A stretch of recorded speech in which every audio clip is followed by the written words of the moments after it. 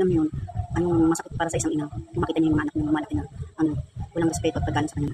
Pero ako, habang lumalaki yung mga anak ko, hindi ako nagsasawa, pinapangaralan ko sila. Hindi kami nagkulang, lalo na ako sa pangangaral sa aking mga anak.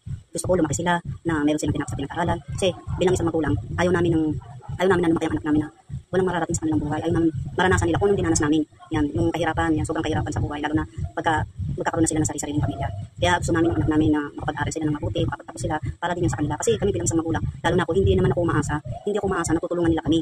Ang gusto lang namin na sila bilang mga bata pa, natulungan namin sila na maging maayos sa kanilang buhay. At bilang isang magulang, hindi ako kahit kailan nagkulang sa pangaral ng aking anak. Hindi ako nagkukulang. Kasi iba ngayon ang panahon ng mga kabataan ngayon, iba eh.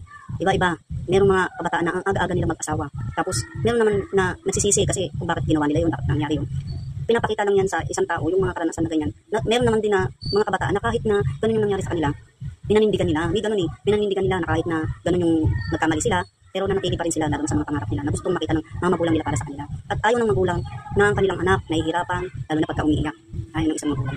Masakit sa isang magulang na makikita niya, lalo ng kanyang anak na umiiyak siya sa isang tao na hindi naman dapat na masaktan siya sa ganun. Diba? Napakasakit sa isang ina. Kaya ako bilang isang ina, diba? Hindi ako nagkulang ng pangaral sa aking mga anak. Lagi ko silang pinapangaralan. Pero sa panahon ngayon, pagdamat sila mga bata pa, diba? Hindi namin hinahayaan na ang anak namin ay na-impluwensyahan lang ng kahit sino tao. Lalo na hindi naman sila makakatulong. Diba? Hindi sila makakatulong para sa anak natin. Diba? Ginagawa natin yun hindi para sa sarili natin. Ginagawa din natin yun para sa ating mga anak dahil ganun natin siya kamahal. Kaya dun sa mga tao na masyadong sa mga magulang, hindi nila nirerespeto yung magulang nila, hindi nila binibigyan ng importansya yung sinasabi na para din naman sa kanila. Ako, napakahirap niyan. Lagi ko rin naman sinasabi sa aking mga anak. Napakahirap na, di bali nang sagutin mo na lahat, huwag lang ang magulang mo. Kasi hindi ka pagpapalain.